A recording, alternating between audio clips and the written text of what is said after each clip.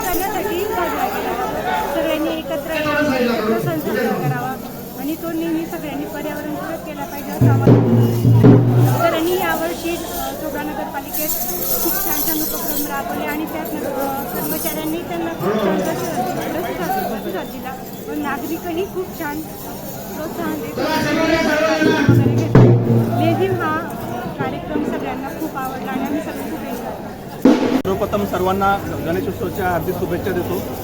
राज्य शासनाने आदेश दिलेले आहेत की गणेशोत्सव हा राज्य उत्सव म्हणून साजरा करायचा आहे।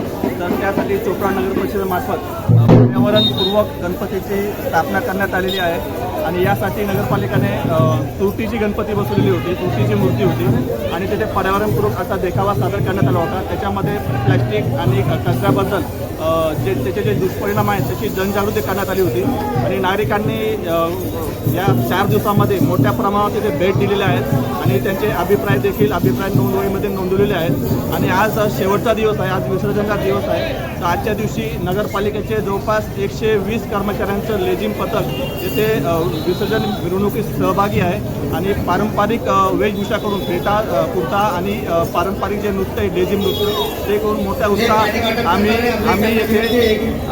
आम्ही येथे फिल्टर प्लॅन्टवर आमची जी तुरटीची मूर्ती आहे गणपती त्याचं विसर्जन आम्ही तिथे करणार आहोत, जेणेकरून बाप्पाचा आशीर्वाद हा सर्व नागरिकांना भेटेल।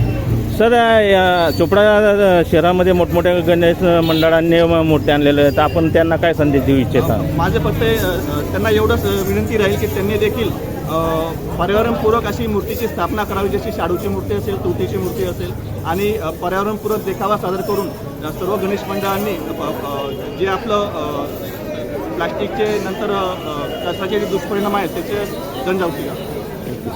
नमस्कार, सर्वप्रथम सर्व चोपडावासियांना